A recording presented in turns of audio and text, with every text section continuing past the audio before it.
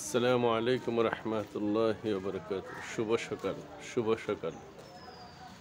আশা করি আপনারা সবাই ভালো আছেন আর ভালো থাকেন, এটাই আমার কাম্য।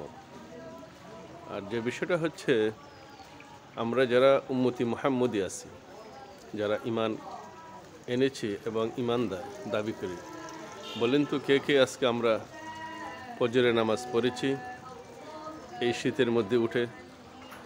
কারণ হচ্ছে নামাজ হচ্ছে বেহেশতের চাবি। আচ্ছা, কোনো ঘর যদি তালা থাকে আর চাবি যদি হারিয়ে যায়, তাহলে কি তালা খোলা যাবে? কখনো না। এই জন্য চাবি লাগবে।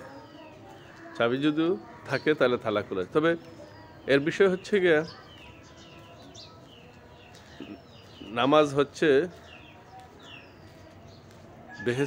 বেহেশত হচ্ছে নামাজ হচ্ছে চাবি। চাবি থাকলে বেহেশতে যাওয়া যাবে। কিন্তু নামাজের আগে তো আপনার পবিত্র হইতে হবে। পবিত্র হইতে হলে কনকনে শীতে একটু কষ্ট করতে হবে। সামান্য কষ্টের বিনিময়ে আমি এই দুনিয়ার সমান 10টা দুনিয়া পাবো। আশা করি ইনশাল্লাহ আপনারা বুঝতে পারছেন। যারা আমরা নামাজ পড়ি নাই, ইনশাল্লাহ পড়ার চেষ্টা করব। আসলে আমাদের মুসলমানের মূল ইবাদতই হচ্ছে নামাজ। নামাজ যদি পড়ি, আমাদের সব কিছু ঠিক হয়ে যাবে। আল্লাহ হাফেজ।